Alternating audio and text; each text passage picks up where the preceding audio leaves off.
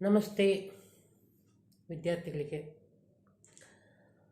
ನಾವು ಕಳೆದ ಬಾರಿ ಭಾರತದ ಇತಿಹಾಸದ ಮೇಲೆ ಭೌಗೋಳಿಕ ಅಂಶಗಳ ಪ್ರಭಾವ ಅನ್ನೋ ವಿಚಾರದ ಬಗ್ಗೆ ನಾವು ತಿಳ್ಕೊಂಡಿದ್ವಿ.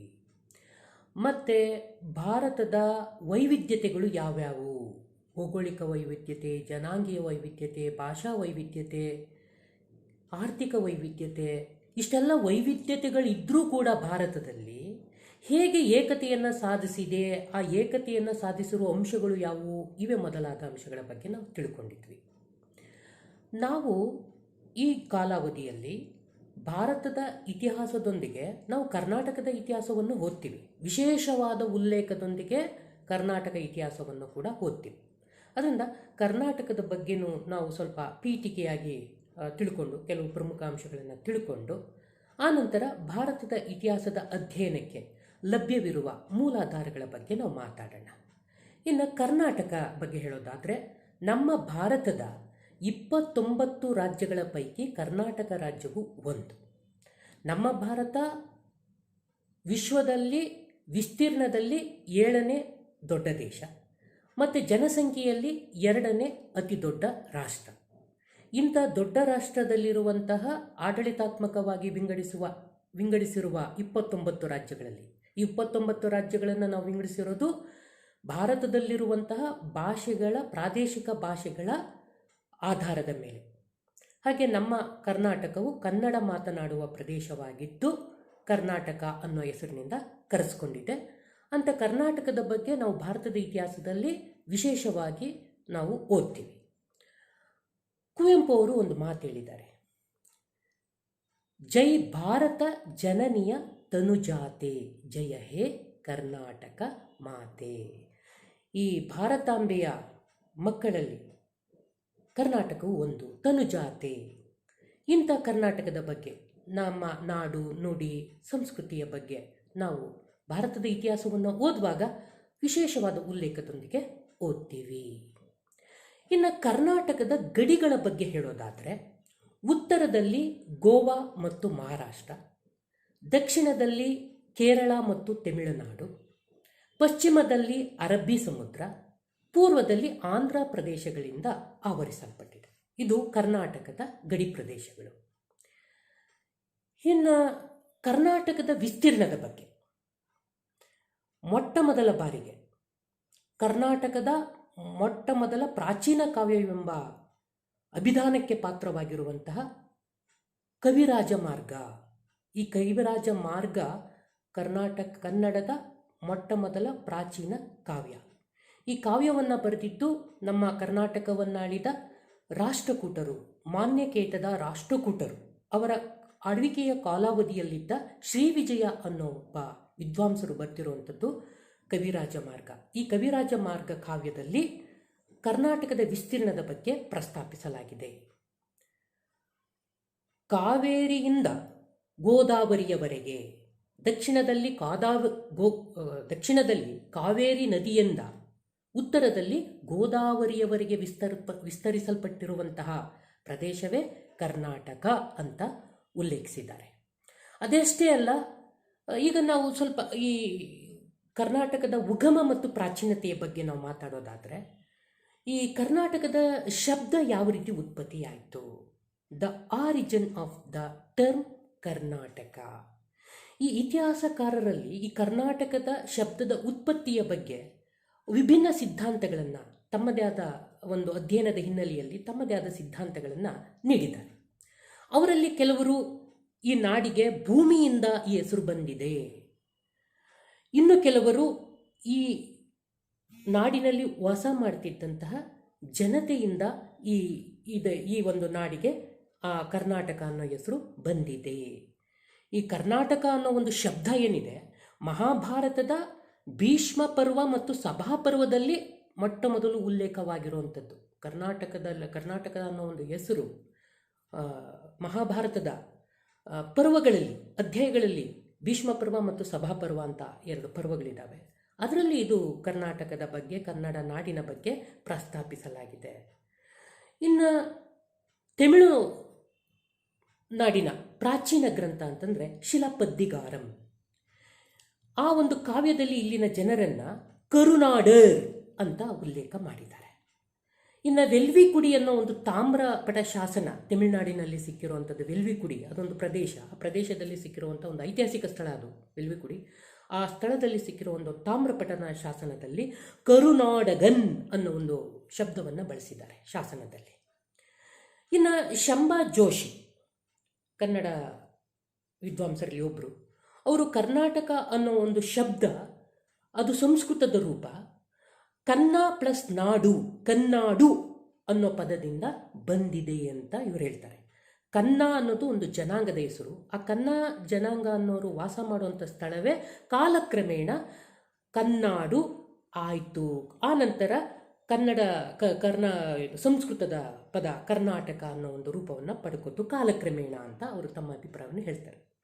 ಇನ್ನು ಕನ್ನಡದ ಸಾಹಿತಿಗಳಲ್ಲಿ ಒಬ್ಬರಾದಂತಹ ದ.ರಾ ಬೇಂದ್ರೆ ಅವರು ಏನು ಹೇಳ್ತಾರೆ ಅಂದರೆ, ಕನ್ನರು ಮತ್ತು ನಾಟರು ಅನ್ನೋ ಎರಡು ಜನಾಂಗಗಳ ಹೆಸರು ಕೂಡಿ ಕನ್ನಾಟರ್ ಅನ್ನೋ ಹೆಸರು ಬಂತು. ಕಾಲಕ್ರಮೇಣ ಅದು ಸಂಸ್ಕೃತ ರೂಪದಲ್ಲಿ ಕರ್ನಾಟಕ ಅನ್ನೋ ಹೆಸರನ್ನ ಪಡ್ಕೋತು ಅಂತ ಇವರು ಹೇಳ್ತಾರೆ. ಡಾಕ್ಟರ್ ದ.ರಾ ಬೇಂದ್ರೆ ಅವರು. ಇನ್ನು ಕರ್ನಾಡು ಅಂತಲೂ ಕರೀತಾರೆ. ಅಂದರೆ ಕರಿ ಪ್ಲಸ್ ನಾಡು, ಯಾಕಂದರೆ ನಮ್ಮ ಕರ್ನಾಟಕ ಕಪ್ಪು ಮಣ್ಣಿನ ನಾಡು ವಿಶೇಷವಾಗಿ. ಆದ್ದರಿಂದ ಕರಿನಾಡು, ಕಪ್ಪು ಮಣ್ಣಿನ ನಾಡು, ಕಾಲಕ್ರಮೇಣ ಇದು ಕರ್ನಾಟಕ ಆಯಿತು ಅಂತ. ಇನ್ನು ಕರುನಾಡು, ಕರು ಪ್ಲಸ್ ನಾಡು, ಕರು ಎಂದರೆ ಎತ್ತರದ ನಾಡು ಅಥವಾ ಭೂಮಿ.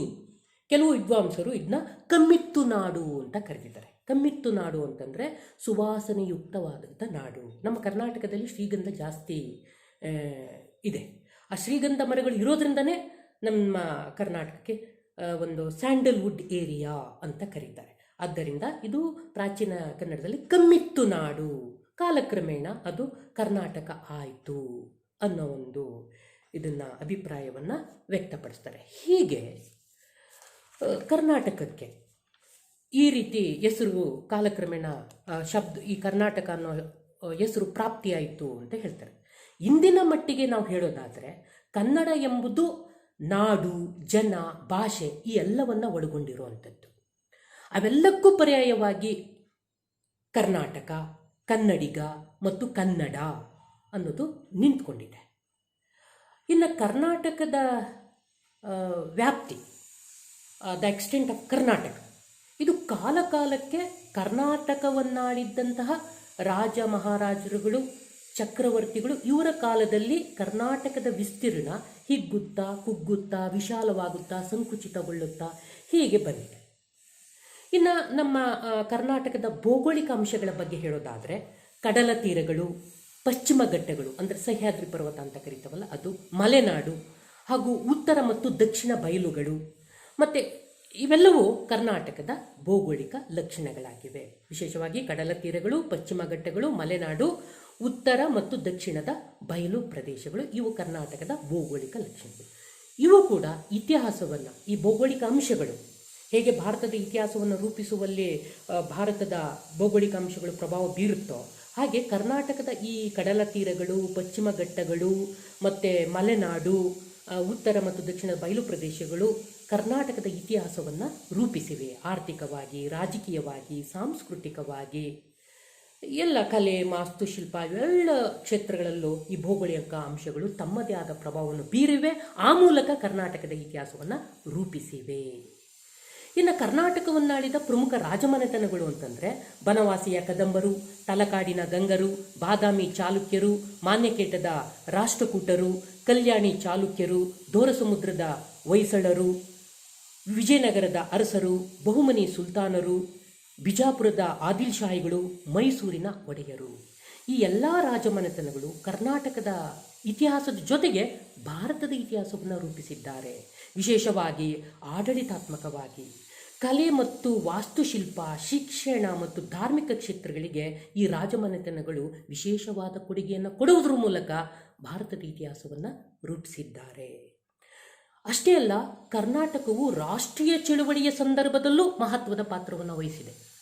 ರಾಷ್ಟ್ರಮಟ್ಟದಲ್ಲಿ 1885ರಿಂದ 1947 ನಡುವಣಾವಧಿಯಲ್ಲಿ ನಡೆದಂತಹ ಒಂದು ರಾಷ್ಟ್ರೀಯ ಚಳುವಳಿ ಏನಿತ್ತು ವಿವಿಧ ಹಂತಗಳಲ್ಲಿ, ಆ ಹಂತಗಳಲ್ಲಿ ನಮ್ಮ ಕರ್ನಾಟಕದ ಕನ್ನಡಿಗರು ಸಹ ರಾಷ್ಟ್ರೀಯ ಚಳುವಳಿಯಲ್ಲಿ ಸಕ್ರಿಯವಾಗಿ ಭಾಗವಹಿಸಿ ಯಶಸ್ವಿಗೊಳಿಸಲು ಕಾರಣೀಕರ್ತರಾಗಿದ್ದಾರೆ.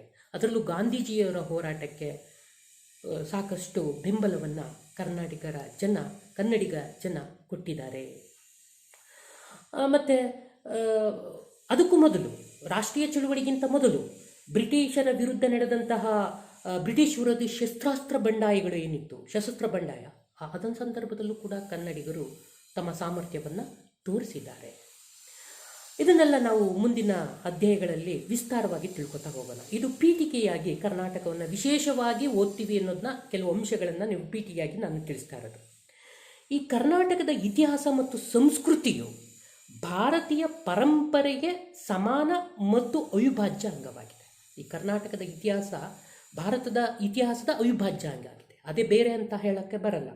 ಭಾರತದ ಇತಿಹಾಸದ ಪರಂಪರೆಯ ಸಮಾನ ಹಾಗೂ ಅವಿಭಾಜ್ಯ ಅಂಗವಾಗಿದೆ ಈ ಕರ್ನಾಟಕದ ಒಂದು ಇತಿಹಾಸ ಮತ್ತು ಸಂಸ್ಕೃತಿ ಅಂತ ಹೇಳಿದ್ರೆ ಉತ್ಪ್ರೇಕ್ಷೆಯ ಮಾತು ಖಂಡಿತ ಅಲ್ಲ. ಇನ್ನು ಕನ್ನಡ ಭಾಷೆ ನಮ್ಮ ಭಾರತದ 4 ಶಾಸ್ತ್ರೀಯ ಭಾಷೆಗಳಲ್ಲಿ ನಮ್ಮ ಕನ್ನಡವೂ ಒಂದು ಪ್ರಾಚೀನ ಶಾಸ್ತ್ರೀಯ ಭಾಷೆ ಎಂದು ಗುರುತಿಸಲ್ಪಟ್ಟಿರೋದು ನಮ್ಮ ಕನ್ನಡಿಗರಾದ ನಮ್ಮೆಲ್ಲರಿಗೂ ಹೆಮ್ಮೆಯ ಸಂಗತಿ. ಇದಿಷ್ಟು ಕರ್ನಾಟಕದ ಬಗ್ಗೆ ನಾನು ಪೀಠಿಕೆಯಾಗಿ ಕೊಟ್ಟಿರುವಂಥ ಅಂಶಗಳು. ಮುಂದಿನ ಅಧ್ಯಾಯಗಳಲ್ಲಿ ರಾಜಮನೆತನಗಳು, ಅವರು ಕೊಟ್ಟಿರುವಂತಹ ಕೊಡುಗೆಗಳು, ರಾಜಕೀಯವಾಗಿ, ಸಾಮಾಜಿಕವಾಗಿ, ಸಾಂಸ್ಕೃತಿಕವಾಗಿ ವಿವಿಧ ಕ್ಷೇತ್ರಗಳಲ್ಲಿ ಕರ್ನಾಟಕವನ್ನಾಳಿದ ವಿವಿಧ ರಾಜಮನೆತನಗಳ ಬಗ್ಗೆ ಸ್ವಲ್ಪ ವಿವರವಾಗಿ ನಾವು ತಿಳಿಸ್ಕೊಳ್ಳೋಣ. ಈಗ ನಾವು ಭಾರತದ ಇತಿಹಾಸದ ಅಧ್ಯಯನಕ್ಕೆ ಲಭ್ಯವಿರುವ ಮೂಲಾಧಾರಗಳನ್ನು ನಾವು ಸಂಕ್ಷಿಪ್ತವಾಗಿ ತಿಳ್ಕೊಳ್ಳೋಣ. ಈ ಮೂಲಾಧಾರ ಎಂದರೇನು? ಇತಿಹಾಸ ಅಂತೆ ಕಂತೆ ಬೊಂತೆಗಳ ಅಲ್ಲ. ಇತಿಹಾಸ ಅಂತೆ ಕಂತೆ ಬೊಂತೆಗಳ ಕತೆ ಅಲ್ಲ. ಇತಿಹಾಸ ಏನಿದ್ರೂ ನಡೆದ ಸತ್ಯ ಸಂಗತಿಗಳನ್ನು ಸಾಕ್ಷಾತ್ಕರಿಸುವಂತಹ ಮೂಲಾಧಾರಗಳನ್ನು ಹೊಂದಿದೆ. ಮೂಲಾಧಾರಗಳಿಲ್ಲದಿದ್ದರೆ ಅದನ್ನು ಯಾರೂ ಇತಿಹಾಸ ಎಂದು ಪರಿಗಣಿಸುವುದಿಲ್ಲ. ಅದೊಂದು ಕಾಲ್ಪನಿಕ ಕತೆ, ಅದೊಂದು ಅಡುಗುಲಜ್ಜಿ ಕತೆ ಅಂತ ಕರೆದು ಬಿಡ್ತಾರೆ. ನಮ್ಮ ಐತಿಹಾಸಿಕ ಘಟನೆಗಳನ್ನು ನಾವು ತಿಳ್ಕೋಬೇಕು ಅಂತಂದರೆ, ಅದೊಂದು ಐತಿಹಾಸಿಕ ಘಟನೆ ಅಂತ ಪರಿಗಣಿಸಬೇಕಾದ್ರೆ ಅದಕ್ಕೆ ನಮ್ಮಲ್ಲಿ ಮೂಲಾಧಾರಗಳಿರಬೇಕು. ಈಗ ನಾನು ಹೇಳ್ತೀನಿ, ರಾಜಾದಿ ಮಹಾರಾಜರುಗಳ ಆಳ್ವಿಕೆ ಕಾಲದಲ್ಲಿ ರಾಜಕೀಯವಾಗಿ ಹೀಗಿತ್ತು, ಅವರ ಕಾಲದಲ್ಲಿ ಅದ್ಭುತವಾದ ಅರಮನೆಗಳು ಕಟ್ಟಿದ್ದರು, ಅವರ ಕಾಲದಲ್ಲಿ ಕಲಾತ್ಮಕವಾದ ದೇವಾಲಯಗಳನ್ನು ಕಟ್ಟಿದ್ರು. ಯಾರಿಗೆ ಗೊತ್ತು? ಅದಕ್ಕೆ ಸಾಕ್ಷಿ ಬೇಡವೇ? ಸಾಕ್ಷಿ ಇದೆ. ಆ ಸಾಕ್ಷಿಯೇ ಮೂಲಾಧಾರಗಳು. ಸಾಕ್ಷಿ ಮೂಲಾಧಾರಗಳಿಲ್ಲದ ಇತಿಹಾಸ ಅದೊಂದು ಕಾಲ್ಪನಿಕ ಕಥೆ ಅನ್ನಿಸ್ಕೊಳ್ತದೆ. ಆದರೆ ಇತಿಹಾಸಕ್ಕೆ ನಿಜವಾದ ಮೂಲಾಧಾರಗಳಿದ್ದಾವೆ. ಆ ಮೂಲಾಧಾರಗಳನ್ನು ನಾವು ಯಾವ ರೀತಿ ತಿಳ್ಕೊತೀವಿ ಅನ್ನೋದು ನೋಡೋಣ. ಈ ಭಾರತದ ಇತಿಹಾಸದ ಅಧ್ಯಯನಕ್ಕೆ ಲಭ್ಯವಿರುವಂತಹ ಮೂಲಾಧಾರಗಳನ್ನು ಅನ್ವೇಷಣೆ ಮಾಡೋದಿದೆಯಲ್ಲ, ಮತ್ತು ಅದನ್ನ ಸಂಗ್ರಹ ಮಾಡಿ ಅದನ್ನ ಕ್ರೋಢೀಕರಿಸಿ ಅರ್ಥೈಸುವಿಕೆ ಇದೆಯಲ್ಲ, ಅದು ಇತಿಹಾಸಕಾರನಿಗೆ ಒಂದು ಕಠಿಣವಾದ ಕೆಲಸ. ಇನ್ನು ಇಂತಹ ಕೆಲಸಗಳನ್ನು ಮಾಡಬೇಕಾದ್ರೆ ಭಾರತದ ಪ್ರಾಚೀನ ಭಾಷೆಗಳಾದಂತಹ ಸಂಸ್ಕೃತ, ಪಾಲಿ, ಪ್ರಾಕೃತ, ಅದಷ್ಟೇ ಅಲ್ಲದೆ ಪ್ರಾದೇಶಿಕ ಭಾಷೆಗಳು, ಖರೋಷ್ಠಿ ಮತ್ತು ಬ್ರಾಹ್ಮಿ, ಈ ಎಲ್ಲ ಭಾಷೆಗಳ ಒಂದು ಜ್ಞಾನವನ್ನು, ಆ ಒಂದು ಭಾಷೆಗಳ ಬಗೆಗಿನ ಪರಿಪೂರ್ಣತೆಯನ್ನು ಪಡ್ಕೋಬೇಕಾಗುತ್ತೆ. ಆ ಭಾಷೆಯ ಮೇಲಿನ ಪರಿಪೂರ್ಣತೆ ಇರಬೇಕಾಗುತ್ತೆ, ಜ್ಞಾನದ ಪರಿಪೂರ್ಣತೆ ಇರಬೇಕಾಗುತ್ತೆ. ಒಂದು ವೇಳೆ ಆ ಭಾಷೆಗಳ ಒಂದು ಜ್ಞಾನದ ಅರಿವು ಇಲ್ಲ ಅಂತಂದರೆ ಭಾರತದ ಇತಿಹಾಸವನ್ನು ರಚಿಸೋದು ಸುಲಭ ಅಲ್ಲ. ಇದೆಲ್ಲ ಇತಿಹಾಸಕಾರನಿಗೆ ಒಂದು ಕಠಿಣವಾದ ಸವಾಲು ಅಂತ ಹೇಳಿದ್ರೆ ತಪ್ಪಲ್ಲ. ಇನ್ನು ಭಾರತದ ಪರಂಪರೆ ಮತ್ತು ಸಂಸ್ಕೃತಿಯ ಬಗ್ಗೆ ಒಂದು ಆಳವಾದ ಜ್ಞಾನವೂ ಅವಶ್ಯಕವಾಗಿರ್ತದೆ. ಭಾರತದ ಇತಿಹಾಸವನ್ನು ರಚಿಸುವಾಗ ಈ ಮೂಲಾಧಾರಗಳ ಅನ್ವೇಷಣೆ, ಸಂಗ್ರಹಣೆ ಮತ್ತು ಅರ್ಥೈಸುವಿಕೆಯ ಜೊತೆ ಭಾರತದ ಸಂಸ್ಕೃತಿಯ ಪರಂಪರೆಯ ಆಳದ ಅರಿವಿನ ಅಗತ್ಯ ಒಬ್ಬ ಇತಿಹಾಸಕಾರನಿಗೆ ಇರಬೇಕಾಗತ್ತೆ. ಹಾಗಾದರೆ ನಮ್ಮ ಭಾರತದ ಅಧ್ಯಯನಕ್ಕೆ ಲಭ್ಯವಿರುವ ಮೂಲಾಧಾರಗಳು ಯಾವುವು? ಅದನ್ನು ನಾವು ಅಧ್ಯಯನದ ಅನುಕೂಲಕ್ಕಾಗಿ ಯಾವ ರೀತಿ ವಿಂಗಡಿಸ್ಕೊಂಡಿದ್ದೇವೆ ಅದ್ರ ಬಗ್ಗೆ ನಾವು ಮಾತಾಡೋಣ. ಇನ್ನು ಮೂಲಾಧಾರಗಳನ್ನು ನಾವು ಮುಖ್ಯವಾಗಿ 2 ಭಾಗ ಮಾಡ್ಕೋತೀವಿ: ಇತಿಹಾಸ ಪೂರ್ವಕಾಲ, ಇತಿಹಾಸ ಕಾಲ. ಇತಿಹಾಸ ಪೂರ್ವಕಾಲ ಅಂದರೆ ಏನು? ಪ್ರಾಚೀನ ಮಾನವನ ಜೀವನ ಮತ್ತು ಚಟುವಟಿಕೆಗಳಿಗೆ ಸಂಬಂಧಿಸಿದಂತೆ ಲಭ್ಯವಿರುವ ಅವಶೇಷಗಳನ್ನೇ ಪ್ರಮುಖವಾಗಿ ಆಧಾರವಾಗಿಟ್ಕೊಂಡ್ರೆ ಅದು ಇತಿಹಾಸ ಪೂರ್ವಕಾಲ. ಅಲ್ಲಿ ಲಿಖಿತ ಆಧಾರಗಳು ನಮಗೆ ದೊರೆಯೋದಿಲ್ಲ. ಯಾವುದು ಲಿಖಿತ ಆಧಾರಗಳ ಸಹಾಯವಿಲ್ಲದೆ ನಾವು ಅಧ್ಯಯನ ಮಾಡ್ತೀವೋ ಅದು ಇತಿಹಾಸ ಪೂರ್ವಕಾಲ. ಆನಂತರ ಲಿಖಿತ ಆಧಾರಗಳು ನಮಗೆ ಸಿಗ್ತವೆ, ಅದು ಇತಿಹಾಸ ಕಾಲ. ಇತಿಹಾಸ ಪೂರ್ವಕಾಲವನ್ನು ಅಧ್ಯಯನದ ಅನುಕೂಲ ದೃಷ್ಟಿಯಿಂದ ನಾವು ಎರಡು ಭಾಗ ಮಾಡ್ಕೋತೀವಿ, ಮುಖ್ಯವಾಗಿ ಶಿಲಾಯುಗ ಮತ್ತು ಲೋಹಯುಗ ಅಂತ. ಮತ್ತೆ ಶಿಲಾಯುಗದಲ್ಲಿ ಮಾನವನು ಬೆಳೆದು ಬಂದ ರೀತಿಯನ್ನು, ಅವನ ಬೆಳವಣಿಗೆ ಹಂತವನ್ನು ತಿಳ್ಕೊಳ್ಳೋದಕ್ಕೆ ಮತ್ತೆ ನಾವು ಶಿಲಾಯುಗನ ಮೂರು ಭಾಗ ಮಾಡ್ಕೋತೀವಿ. ಹಳೆ ಶಿಲಾಯುಗ, ಮಧ್ಯಕಾಲೀನ ಶಿಲಾಯುಗ, ನೂತನ ಶಿಲಾಯುಗ ಅಂತ. ಅದೇ ರೀತಿ ಲೋಹಯುಗವನ್ನು ಕೂಡ ನಾವು ಆಯಾ ಕಾಲಕ್ಕೆ ಮಾನವನು ಹೊಸ ಹೊಸ ಲೋಹವನ್ನು ಕಂಡುಹಿಡಿದು ಅದನ್ನು ಹೆಚ್ಚಿನ ಪ್ರಮಾಣದಲ್ಲಿ ಬಳಸುವುದರ ಆಧಾರದ ಮೇಲೆ ಅವನ ಜೀವನ ಬೆಳವಣಿಗೆ ಹಂತವನ್ನು ನಾವು ಗುರುತಿಸ್ತಾ ಹೋಗ್ತೀವಿ. ಅದನ್ನು ತಾಮ್ರಯುಗ, ಕಬ್ಬಿಣ ಯುಗ ಈ ಥರ ನಾವು ಕರಿತೀವಿ. ಇದು ಇತಿಹಾಸ ಪೂರ್ವಕಾಲದಲ್ಲಿ ಬರುತ್ತೆ. ಅದೇ ಒಂದು ಪ್ರತ್ಯೇಕ ಅಧ್ಯಾಯವಾಗಿದೆ. ಆ ಅಧ್ಯಾಯದ ಸಂದರ್ಭ ಬಂದಾಗ ಅದರ ಬಗ್ಗೆ ಮಾಹಿತಿಯನ್ನು ನಾನು ಕೊಡ್ತೇನೆ. ಇನ್ನು ಇತಿಹಾಸ ಕಾಲ, ಹಿಸ್ಟಾರಿಕ್ ಪೀರಿಯಡ್, ಇದು ಲಿಖಿತ ಆಧಾರಗಳು ದೊರೀತದೆ. ಪ್ರಾಕ್ತನ ಆಧಾರಗಳ ಜೊತೆ ಲಿಖಿತ ಆಧಾರಗಳು ದೊರೀತವೆ. ಇದನ್ನು ನಾವು ಅಧ್ಯಯನದ ಅನುಕೂಲ ದೃಷ್ಟಿಯಿಂದ ಎರಡು ಭಾಗ ಮಾಡ್ಕೋತೀವಿ ಇತಿಹಾಸ ಕಾಲವನ್ನು.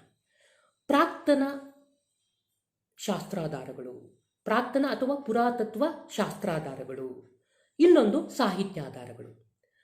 ಇತಿಹಾಸ ಕಾಲವನ್ನು ಅಧ್ಯಯನ ಮಾಡೋದಕ್ಕೆ ನಾವು ಎರಡು ಭಾಗ ಮಾಡ್ಕೋತೇವೆ ಆಧಾರಗಳನ್ನು, ಪ್ರಾಕ್ತನ ಶಾಸ್ತ್ರಾಧಾರಗಳು ಮತ್ತೊಂದು ಸಾಹಿತ್ಯ ಆಧಾರಗಳು. ಮತ್ತೆ ಪ್ರಾಕ್ತನ ಶಾಸ್ತ್ರಾಧಾರಗಳನ್ನು ಅಧ್ಯಯನದ ಅನುಕೂಲ ದೃಷ್ಟಿಯಿಂದ ಮತ್ತೆ 5 ಭಾಗ ಮಾಡ್ಕೊಳ್ತೀವಿ. ಯಾವ್ಯಾವು? ಉತ್ಖನನಗಳು, ಸ್ಮಾರಕಗಳು, ನಾಣ್ಯಗಳು, ವರ್ಣಚಿತ್ರಗಳು, ಶಾಸನಗಳು. ಇದು ಪ್ರಾಕ್ತನ ಶಾಸ್ತ್ರಾಧಾರಗಳಲ್ಲಿ ಬರುವಂತಹ ಉಪವಿಭಾಗಗಳು. ಇನ್ನು ಸಾಹಿತ್ಯಾಧಾರಗಳನ್ನು ಮುಖ್ಯವಾಗಿ 2 ಭಾಗ ಮಾಡ್ಕೋತೀವಿ. ದೇಶೀಯ ಸಾಹಿತ್ಯಾಧಾರಗಳು ಮತ್ತೊಂದು ವಿದೇಶಿ ಬರವಣಿಗೆಗಳು. ಹಾಗಾದರೆ ನಾವು ಪ್ರಾಕ್ತನ ಶಾಸ್ತ್ರಾಧಾರಗಳ ಬಗ್ಗೆ ನಾವು ತಿಳ್ಕೊತಾ ಹೋಗೋಣ. ಏನಿದು ಪ್ರಾಕ್ತನ ಶಾಸ್ತ್ರಾಧಾರಗಳು ಅಥವಾ ಪುರಾತತ್ವ ಶಾಸ್ತ್ರಾಧಾರಗಳು ಅನ್ನೋದನ್ನ ನಾವು ತಿಳ್ಕೊಳ್ಳೋಣ. ನಾವು ಉತ್ಖನನಗಳು ಅಂತ ಅಂದರೆ, ಉತ್ಖನನ ಅಂದರೆ ಭೂಗರ್ಭದಲ್ಲಿ ಹುದುಗಿರುವಂತಹ ಐತಿಹಾಸಿಕ ಅಂಶಗಳನ್ನು ವೈಜ್ಞಾನಿಕ ಅಗೆತದ ಮೂಲಕ ಹೊರತಂದು ಹೆಕ್ಕಿ ತರುವ ಕ್ರಿಯೆಗೆ ನಾವು ಉತ್ಖನನ ಅಂತ ಕರಿತೀವಿ. ವೈಜ್ಞಾನಿಕ ಭೂ ಅಗೆತ ಹೆಂಗೋ ತಾರಾಮಾರ ಆಗಿಬಿಡೋದಲ್ಲ. ಆ ಭೂಗರ್ಭದಲ್ಲಿ ಹುದುಗಿರುವಂಥ ಐತಿಹಾಸಿಕ ಅಂಶಗಳನ್ನು ವೈಜ್ಞಾನಿಕ ಭೂ ಅಗೆತದ ಮೂಲಕ ಹೆಕ್ಕಿ ಅದರ ಮಹತ್ವವನ್ನು ಅರಿಯುವ ಒಂದು ಪ್ರಕ್ರಿಯೆ ಏನಿದೆಯಾ ಅದನ್ನು ಉತ್ಖನನ ಅಂತ ಕರಿತೇವೆ. ಹಾಗೆ ನೋಡೋಕ್ಕೋದ್ರೆ ನಮ್ಮ ಭಾರತದ ಸಿಂಧು ಬಯಲಿನ ನಾಗರಿಕತೆ, ಭಾರತದ ನಾಗರಿಕತೆ ಭದ್ರ ಬುನಾದಿಯನ್ನು ಹಾಕಿದಂಥ ಸಿಂಧು ಬಯಲಿನ ನಾಗರಿಕತೆ ಏನಿದೆ, ಹರಪ್ಪ ನಾಗರಿಕತೆ, ಅದು ಸಂಪೂರ್ಣವಾಗಿ ನಾವು ಅಧ್ಯಯನ ಮಾಡೋದು ಉತ್ಖನನದ ಆಧಾರದ ಮೇಲೆ. ಯಾಕಂದರೆ ನಮಗೆ ಲಿಖಿತ ರೂಪದ ಆಧಾರಗಳು ಸಿಕ್ಕಿದೆ ಅಂತ ಹೇಳ್ತಿದ್ದಾರೆ. ಯಾರು ಅದನ್ನು ಸಂಪೂರ್ಣವಾಗಿ ಪರಿಪೂರ್ಣವಾಗಿ ಅಧ್ಯಯನ ಮಾಡಿ ಆ ಮೂಲಕ ಇತಿಹಾಸವನ್ನು ರಚಿಸಿಲ್ಲ. ಹೀಗಾಗಿ ಅದನ್ನು ಆ ಒಂದು ಸಿಂಧು ಬಯಲಿನ ನಾಗರಿಕತೆ ಉತ್ಖನನದ ಆಧಾರದ ಮೇಲೆ ನಿಂತಿದೆ. ಚಂದ್ರಗಿರಿ, ತಿರನ್ವೇಲಿ, ಮಧುರೈ, ಆರ್ಕೆಮೇಡು ಮುಂತಾದ ಕಡೆಗಳಲ್ಲಿ ಕೈಗೊಂಡಂತಹ ಮಹತ್ವಪೂರ್ಣವಾದಂತಹ ಉತ್ಖನನಗಳು ಶಿಲಾಯುಗದ ಸಂಸ್ಕೃತಿಯ ಮೇಲೆ ಬೆಳಕನ್ನು ಚೆಲ್ಲಿರೋದನ್ನ ನಾವು ಕಾಣ್ತೇವೆ. ಮತ್ತು ಕಾಂಬೋಡಿಯಾ ದೇಶದ ಅಂಕುರವಾಟ್, ಮತ್ತು ಜಾವಾ ದೇಶದ ಬಾರ್ಬೊದೋರ್, ತಕ್ಷಶಿಲಾ, ಗಯಾ, ಪಾಟಲಿಪುತ್ರ, ಹಂಪಿ ಈ ಎಲ್ಲ ಮುಂತಾದ ಐತಿಹಾಸಿಕ ಸ್ಥಳಗಳಲ್ಲಿ ಕೈಗೊಂಡಂತಹ ಮಹತ್ವಪೂರಿತ ಉತ್ಖನನಗಳಲ್ಲಿ ಭಾರತದ ಇತಿಹಾಸಕ್ಕೆ ಲಭ್ಯವಿರುವಂತಹ ಅವಶೇಷಗಳು ಸಿಕ್ಕಿದ್ದಾವೆ. ಅವು ಬಹಳ ಅಂದಿನ ಕಾಲದ ಸಾಮಾಜಿಕ ಮತ್ತು ರಾಜಕೀಯ, ಧಾರ್ಮಿಕ ಕ್ಷೇತ್ರಗಳ ಮೇಲೆ ಬೆಳಕು ಚೆಲ್ಲುವಂತಹ ಉತ್ಖನನಗಳು ಆಗಿವೆ. ಉತ್ಖನನ ಸಂದರ್ಭದಲ್ಲಿ ದೊರೆತಂಥ ಒಂದು ಪುರಾತತ್ವ ಪಳೆಯುಳಿಕೆಗಳನ್ನು, ಅದರ ಪ್ರಾಚೀನತೆ ಮತ್ತು ಅದರ ಕಾಲವನ್ನು ನಾವು ತಿಳ್ಕೋಬೇಕು ಅಂತಂದರೆ ಕಾರ್ಬನ್ 14 ಮತ್ತು ಪೊಟ್ಯಾಷಿಯಂ ಅನ್ನೋ ಒಂದು ವೈಜ್ಞಾನಿಕ ವಿಧಾನಗಳು ಒಳಪಡಿಸಿ ನಾವು ಆ ಮೂಲಕ ಪ್ರಾಚೀನ ಕಾಲದ ಉತ್ಖನನದಿಂದ ದೊರೆತಂತಹ ಅವಶೇಷಗಳ ಕಾಲ ಮತ್ತು ಪ್ರಾಚೀನತೆಯನ್ನು ತಿಳಿತೇವೆ. ಅಂದರೆ ಉತ್ಖನನಗಳಿಂದ ದೊರೆತಂತಹ ಐತಿಹಾಸಿಕ ವಸ್ತುಗಳು, ಪದಾರ್ಥಗಳು ಇವುಗಳ ಕಾಲ ಮತ್ತು ಪ್ರಾಚೀನತೆಯನ್ನು ನಾವು ಕಾರ್ಬನ್ 14 ಮತ್ತು ಪೊಟ್ಯಾಷಿಯಂ ಅನ್ನು ವೈಜ್ಞಾನಿಕ ವಿಧಾನಕ್ಕೆ ಒಳಪಡಿಸಿ ನಾವು ಆ ಮೂಲಕ ಅದರ ಕಾಲ ಮತ್ತು ಪ್ರಾಚೀನತೆಯನ್ನು ನಿರ್ಧರಿಸ್ತೇವೆ. ಇದಿಷ್ಟು ಉತ್ಖನನಗಳ ಬಗ್ಗೆ ಸಂಕ್ಷಿಪ್ತವಾಗಿ ಆಯಿತು. ಇದೆಲ್ಲ ಪರೀಕ್ಷಾ ದೃಷ್ಟಿಯಿಂದ. ಮತ್ತು ಸ್ಮಾರಕಗಳ ಬಗ್ಗೆ ಹೇಳೋದಾದರೆ, ಸ್ಮಾರಕಗಳು ಇವು ಐತಿಹಾಸಿಕ ಮಹತ್ವದ ನಿವೇಶನಗಳು ಮತ್ತು ರಚನೆ ಆಗಿರ್ತವೆ. ಭದ್ರವಾದ ಕೋಟೆ ಕೊತ್ತಲುಗಳಿರ್ಬೋದು, ಅರಮನೆಗಳಿರ್ಬೋದು, ಗುಹಾಂತರ ದೇವಾಲಯಗಳಿರ್ಬೋದು, ಗುಡಿ ಗೋಪುರಗಳಿರ್ಬೋದು, ಬಸದಿಗಳಿರ್ಬೋದು, ಸ್ತೂಪಗಳಿರ್ಬೋದು, ಮೂರ್ತಿಗಳು, ಇವೆಲ್ಲವೂ ಈ ಸ್ಮಾರಕಗಳಿಗೆ ಅತ್ಯುತ್ತಮ ಉದಾಹರಣೆಗಳಾಗಿವೆ. ಅದರಲ್ಲೂ ಭಾರತದಲ್ಲಿ ಅಜಂತ, ಎಲ್ಲೋರ, ಖಜುರಾಹೋ, ಇಲ್ಲಿರುವಂಥ ಗುಹೆಗಳು, ಕೋನಾರ್ಕ್, ಅದು ನಮ್ಮ ಭಾರತದ, ಅದರಲ್ಲೂ ಕರ್ನಾಟಕದಲ್ಲಿರುವ ಬೇಲೂರು, ಹಳೆಬೀಡು, ಹಂಪೆ, ಈ ಮುಂತಾದ ಸ್ಥಳಗಳಲ್ಲಿ ಸಿಕ್ಕಿರುವಂಥ ಸ್ಮಾರಕಗಳಿದಾವಲ್ಲ, ಭವ್ಯವಾದ ಸ್ಮಾರಕಗಳು, ಅವು ಅಂದಿನ ಕಾಲದ ಕಲೆ ಮತ್ತು ವಾಸ್ತುಶಿಲ್ಪದ ಮೇಲೆ ಬೆಳಕನ್ನು ಚೆಲ್ತವೆ. ಅಂದಿನ ಕಾಲದ ವಾಸ್ತುಶಿಲ್ಪ ಶೈಲಿ ಹೇಗಿತ್ತು, ನಮ್ಮ ಪ್ರಾಚೀನರ ಒಂದು ಸೌಂದರ್ಯ ಪ್ರಜ್ಞೆ, ಕಲಾ ಪ್ರಜ್ಞೆ ಹೇಗಿತ್ತು ಅನ್ನೋದ್ರ ಬಗ್ಗೆ ನಮಗೆ ಮಾಹಿತಿಯನ್ನು ಕೊಡಿಸ್ತದೆ.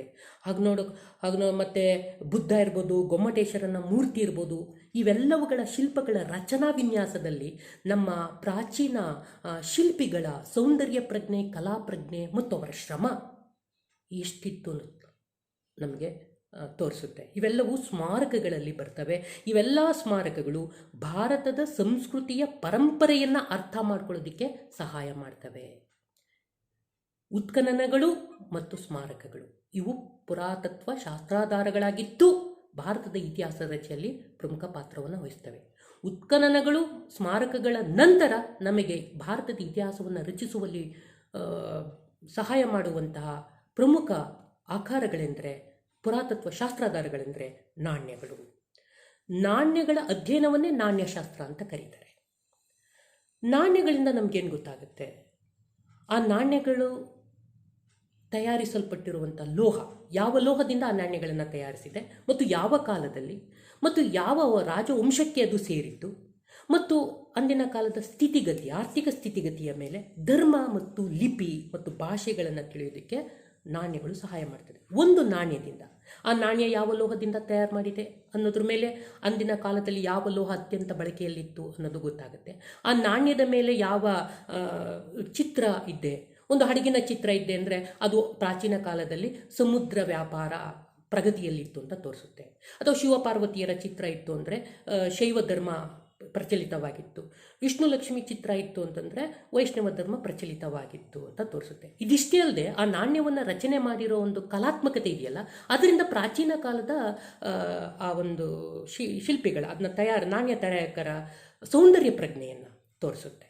ಹೀಗೆ ಯಾವ ರಾಜಮನೆತನಕ್ಕೆ ಸೇರಿದ್ದು, ಆ ರಾಜಮನೆತನ ಯಾವ ಧರ್ಮವನ್ನು ಅವಲಂಬಿಸಿತ್ತು ಮತ್ತು ಆ ನಾಣ್ಯ ಯಾವ ಲೋಹದಿಂದ ತಯಾರಿಸಲ್ಪಟ್ಟಿದೆ, ಯಾವ ಕಾಲದ್ದು, ಇವೆಲ್ಲ ಪ್ರಮುಖವಾದ ಅಂಶಗಳನ್ನು ನಾವು ನಾಣ್ಯದಿಂದ ತಿಳಿಬಹುದು. ಅಂದರೆ ಅಂದಿನ ಕಾಲದ ಧಾರ್ಮಿಕ, ಸಾಮಾಜಿಕ, ರಾಜಕೀಯ, ಆರ್ಥಿಕ ಸ್ಥಿತಿಗತಿಯನ್ನು ತಿಳಿಯೋದಕ್ಕೆ ನಾಣ್ಯಗಳು ನಮಗೆ ಸಹಾಯವನ್ನು ಮಾಡುತ್ತೆ. ಮತ್ತು ವ್ಯಾಪಾರ ಸಂಬಂಧಗಳು ಕೂಡ ಗೊತ್ತಾಗುತ್ತೆ. ಅಂದರೆ ಭಾರತದ ನಾಣ್ಯಗಳು ವಿಶ್ವದ ಬೇರೆ ಯಾವುದೋ ದೇಶದಲ್ಲಿ ಸಿಕ್ಕಿದ್ರೆ ಆ ಎರಡು ದೇಶಗಳ ನಡುವೆ ವ್ಯಾಪಾರ ಸಂಬಂಧ ಇತ್ತು ಅಂತ ನಮ್ಗೆ ಗೊತ್ತಾಗುತ್ತೆ. ಈಗ ನಮಗೆ ಬೆಂಗಳೂರಿನಲ್ಲಿ HAL ಅನ್ನೋ ಸ್ಥಳದಲ್ಲಿ, ವಿಮಾನ ನಿಲ್ದಾಣದ, ಹಳೆ ವಿಮಾನ ನಿಲ್ದಾಣದ ಸ್ಥಳದಲ್ಲಿ ಉತ್ಖನನ ಮಾಡ್ತಾ ಇರೋ ಸಂದರ್ಭದಲ್ಲಿ ರೋಮನ್ ಕಾಲದ ನಾಣ್ಯಗಳು ಸಿಕ್ತು. ಅಂದರೆ ಪ್ರಾಚೀನ ರೋಮನ್ ನಾಗರಿಕತೆಯ ಜೊತೆ ನಮ್ಮ ಭಾರತದ ನಂಟು ಇತ್ತು, ವ್ಯಾಪಾರಿ ನಂಟು ಇತ್ತು ಅನ್ನೋದು ತಿಳಿದು ಬರ್ತದೆ. ಅಷ್ಟೇ ಅಲ್ಲದೆ ರಾಜ್ಯಗಳ ಮೇರೆ ಬಗ್ಗೆನೂ ಇದು, ಗಡಿ ಬಗ್ಗೆನೂ ಒಂದು ಮಾಹಿತಿಯನ್ನು ಒದಗಿಸುತ್ತೆ. ಗುಪ್ತ ಇರ್ಬೋದು, ಶಾತವಾಹನ ಇರ್ಬೋದು, ಯಾದವರ್ ಇರ್ಬೋದು, ವಿಜಯನಗರ ಮುಂತಾದ ರಾಜವಂಶಗಳ ನಾಣ್ಯಗಳು ನಮಗೆ ಸಿಕ್ಕಿದ್ದಾವೆ. ಅವೆಲ್ಲವೂ ಬಹಳ ಭಾರತದ ಇತಿಹಾಸ ರಚನೆಯಲ್ಲಿ ಪ್ರಮುಖ ಪಾತ್ರವನ್ನು ವಹಿಸಿದ್ದಾವೆ. ಒಂದು ದೇಶದಲ್ಲಿ ದೊರೆಯುವಂತಹ ಇನ್ನೊಂದು ದೇಶಗಳ ನಾಣ್ಯಗಳು ಆ ಎರಡು ದೇಶಗಳ ನಡುವಿನ ವ್ಯಾಪಾರ, ವ್ಯವಹಾರ ಸಂಬಂಧಗಳು ನಮಗೆ ಗೊತ್ತಾಗುತ್ತೆ. ಅದರಲ್ಲಿ ನಮ್ಮ ಭಾರತದ ನಾಣ್ಯಗಳು ಚಿನ್ನ, ಬೆಳ್ಳಿ, ತಾಮ್ರ ಮುಂತಾದ ಲೋಹಗಳಿಂದ ತಯಾರಿಸಿದವುಗಳಾಗಿರುತ್ತವೆ. ಇದಿಷ್ಟು ನಾಣ್ಯಗಳು ಹೇಗೆ ಭಾರತದ ಇತಿಹಾಸದ ರಚನೆಯಲ್ಲಿ ಸಹಾಯ ಮಾಡುವಂಥ ಪುರಾತತ್ವ ಶಾಸ್ತ್ರಾಧಾರಗಳಾಗಿವೆ ಅನ್ನೋದನ್ನ ಸಂಕ್ಷಿಪ್ತವಾಗಿ ತಿಳ್ಕೊಂಡ್ವಿ. ಹೀಗೆ ಭಾರತದ ಇತಿಹಾಸದ ರಚನೆಯಲ್ಲಿ ಪ್ರಮುಖ ಪಾತ್ರ ವಹಿಸುವಂಥ ಪುರಾತತ್ವ ಶಾಸ್ತ್ರಾಧಾರಗಳಲ್ಲಿ ಮತ್ತೊಂದು ಅಂತಂದರೆ ವರ್ಣಚಿತ್ರಗಳು. ವಿವಿಧ ಕಾಲದ ವರ್ಣಚಿತ್ರಗಳು ನಮಗೆ ಅಂದಿನ ಕಾಲದ ಸಾಮಾಜಿಕ, ಸಾಂಸ್ಕೃತಿಕ ಮತ್ತು ಧಾರ್ಮಿಕ ವಿಷಯಗಳನ್ನು ಕಣ್ಣಿಗೆ ಕಟ್ಟುವಂತೆ ಆ ಕಾಲದ ವರ್ಣಚಿತ್ರಗಳು ನಮಗೆ ತಿಳಿಸ್ತವೆ.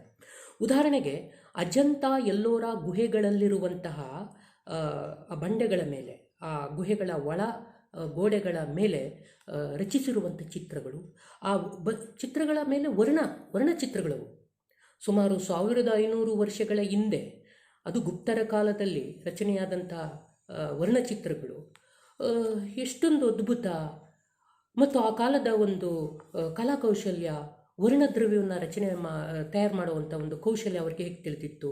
ಮತ್ತು ಆ ವರ್ಣಚಿತ್ರಗಳಿಂದ ಅಂದಿನ ಕಾಲದ ಜನರು ಧರಿಸುತ್ತಿದ್ದ ಉಡುಪು ತೊಡುಪು, ಅವರ ಆಚಾರ ವಿಚಾರ ಸಂಸ್ಕೃತಿಯನ್ನು ನಾವು ತಿಳ್ಕೊಳ್ಳೋದಕ್ಕೆ ಸಹಾಯ ಆಗುತ್ತೆ. ಅಷ್ಟೇ ಅಲ್ಲದೆ ಆ ಗುಹೆಗಳಲ್ಲಿರುವಂಥ ಚಿತ್ರಗಳು ಆಳುವ ವರ್ಗ ಹೇಗಿದ್ದರು, ನೃತ್ಯ, ಉಡುಗೆ ತೊಡುಗೆಗಳು ಮತ್ತು ಸಾರ್ವಜನಿಕ ಮನರಂಜನಾ ಸಮಾವೇಶ ಹೇಗಿತ್ತು, ಅವರ ಕಾಲದ ಕೇಶಾಲಂಕಾರ ಹೇಗಿತ್ತು, ಉತ್ಸವಗಳನ್ನು ಹೇಗೆ ಮಾಡ್ತಾಯಿದ್ರು, ಇವನ್ನೆಲ್ಲವನ್ನು ಆ ಚಿತ್ರಗಳು ನಮಗೆ ಪ್ರತಿಬಿಂಬಿಸ್ತವೆ. ವರ್ಣಚಿತ್ರಗಳು ಸಹ ಭಾರತದ ಇತಿಹಾಸದ ರಚನೆಯಲ್ಲಿ ಪ್ರಾಚೀನ ಸಾಮಾಜಿಕ, ಧಾರ್ಮಿಕ, ರಾಜಕೀಯ ಇತಿಹಾಸವನ್ನು ತಿಳಿಸುವಲ್ಲಿ ಈ ಪ್ರಾಚೀನ ವರ್ಣಚಿತ್ರಗಳು ಪ್ರಮುಖ ಪಾತ್ರವನ್ನು ವಹಿಸೋದನ್ನು ನಾವು ಕಾಣ್ತೇವೆ. ಉದಾಹರಣೆಗೆ ಅಜಂತ ಗುಹೆಯಲ್ಲಿ ನಮ್ಮ ಬಾದಾಮಿ ಚಾಲುಕ್ಯರ ಪ್ರಸಿದ್ಧ ದೊರೆ 2ನೇ ಪುಲಿಕೇಶಿಯು 2ನೇ ಖುಸ್ರುವಿನ ದೂತನನ್ನು, ಅಂದರೆ ರಾಯಭಾರಿಯನ್ನು ಸ್ವಾಗತಿಸುವಂಥ ಒಂದು ಚಿತ್ರವನ್ನು ನಾವು ಕಾಣ್ಬೋದು. ಇವೆಲ್ಲವೂ ಅಂದಿನ ಕಾಲದ ರಾಜಕೀಯ ಇತಿಹಾಸದ ಮೇಲೆ ಬೆಳಕು ಚೆಲ್ಲುವಂಥ ವರ್ಣಚಿತ್ರ ಆಗಿದೆ. ಹೀಗೆ ಪುರಾತತ್ವ ಶಾಸ್ತ್ರಾರ್ಥಗಳು ಭಾರತದ ಇತಿಹಾಸದ ರಚನೆಯಲ್ಲಿ ಪ್ರಮುಖ ಪಾತ್ರವನ್ನು ವಹಿಸಿದವೆ. ಅದರಲ್ಲಿ ಮತ್ತೊಂದು ಪ್ರಮುಖ ಪುರಾತನ ಶಾಸ್ತ್ರಾಧಾರ ಅಥವಾ ಪ್ರಾಕ್ತನ ಶಾಸ್ತ್ರಾಧಾರ ಅಂತಂದರೆ ಶಾಸನಗಳು. ಈಗಾಗಲೇ ನಾವು ಉತ್ಖನನಗಳ ಬಗ್ಗೆ ತಿಳ್ಕೊಂಡಿದ್ದೇವೆ, ಸ್ಮಾರಕಗಳ ಬಗ್ಗೆ ತಿಳ್ಕೊಂಡಿದ್ದೇವೆ, ನಾಣ್ಯಗಳ ಬಗ್ಗೆ ತಿಳ್ಕೊಂಡಿದ್ದೇವೆ, ವರ್ಣಚಿತ್ರಗಳ ಬಗ್ಗೆ ತಿಳ್ಕೊಂಡ್ವಿ. ಈಗ ಶಾಸನಗಳು ಸಹ ಇತಿಹಾಸದ ರಚನೆಯಲ್ಲಿ ಅತ್ಯಂತ ಮೌಲ್ಯಯುತ, ನಂಬಲಾರ್ಹವಾದ, ಪ್ರಮಾಣಬದ್ಧವಾದ, ಗಮನಾರ್ಹವಾದಂತಹ ಒಂದು ಪಾತ್ರವನ್ನು ವಹಿಸುತ್ತವೆ ಮತ್ತು ಇತಿಹಾಸದ ರಚನೆಯಲ್ಲಿ ನೇರ ಆಧಾರಗಳಾಗಿ ನಮಗೆ ಸಹಾಯವನ್ನು ಮಾಡ್ತವೆ. ಅದಕ್ಕೆ ಇವು ಸಮಕಾಲೀನ ಶಾಸನಗಳು, ಸಮಕಾಲೀನವಾಗಿದ್ದು ಅವು ಇತಿಹಾಸದ ರಚನೆಯಲ್ಲಿ ಪ್ರಮುಖ ಪಾತ್ರವನ್ನು ವಹಿಸ್ತವೆ. ಶಾಸನಗಳನ್ನು ಸಾಮಾನ್ಯವಾಗಿ ಶಿಲೆಗಳ ಮೇಲೆ, ಬಂಡೆಗಳ ಮೇಲೆ, ಗೋಡೆಗಳ ಮೇಲೆ, ಮಣ್ಣಿನ ಮುದ್ರಿಕೆಗಳು ಇಂಥವುಗಳನ್ನೆಲ್ಲ ಕಾಣ್ಬೋದು. ಮತ್ತು ಕಬ್ಬಿಣ ಕಂಬಗಳ ಮೇಲೂ ಕೂಡ ನಾವು ಈ ಶಾಸನಗಳನ್ನು ಕಾಣ್ತೇವೆ. ಮತ್ತು ತಾಮ್ರಪಟಗಳು ಅದ್ರ ಮೇಲೆ ಕೆತ್ತಿರುವಂಥ ಶಾಸನಗಳನ್ನು ನಾವು ಕಾಣ್ತೇವೆ. ಇದುವರೆಗೂ ಭಾರತದಲ್ಲಿ ಸುಮಾರು 75,000ಕ್ಕಿಂತಲೂ ಹೆಚ್ಚಿನ ಶಾಸನಗಳನ್ನು ಸಂಶೋಧನೆ ಮಾಡಲಾಗಿದೆ.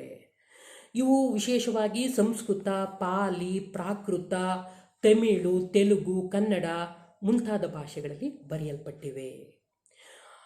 ಅವು ವಿವಿಧ ಘಟನೆಗಳನ್ನು, ವಿಶೇಷವಾಗಿ ವಿವಿಧ ಪ್ರಮುಖ ಘಟನೆಗಳ ಬಗ್ಗೆ ನಮಗೆ ವಿಷಯವನ್ನು ತಿಳಿಸ್ತವೆ.